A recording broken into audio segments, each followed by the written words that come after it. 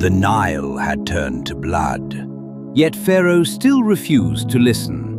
His heart remained hard. But God was not finished.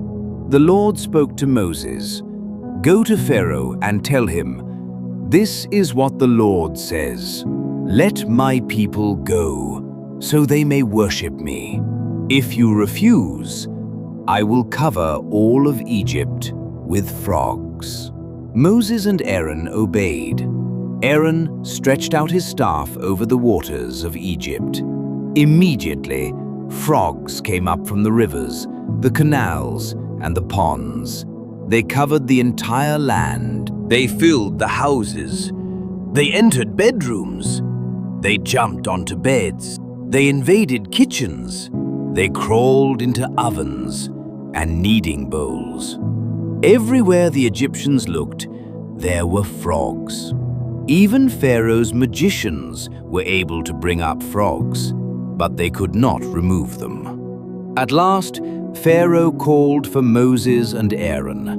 He pleaded, "Pray to the Lord to take the frogs away, and I will let the people go."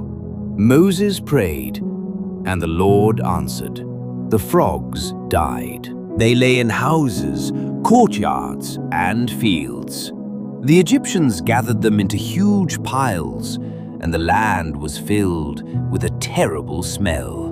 But as soon as Pharaoh saw relief, he hardened his heart once again. He broke his promise. Then the Lord spoke again. Aaron struck the dust of the ground with his staff. Instantly, the dust became gnats throughout all Egypt. People and animals were covered with them. The magicians tried to copy the miracle, but this time they failed. They turned to Pharaoh and said, "This is the finger of God." But Pharaoh refused to listen. His heart remained hard. Then God sent another plague. Great swarms of flies filled Egypt. They entered Pharaoh's palace, the homes of his officials, and covered the land. But something remarkable happened. God protected the land of Goshen, where the Israelites lived. Not a single swarm of flies entered their land. For the first time, God made a clear distinction between his people and the Egyptians. Pharaoh called Moses and said, "Go, offer sacrifices to your God, but stay here in Egypt." Moses answered, "That would not be acceptable. We must go into the wilderness, just as the Lord has commanded."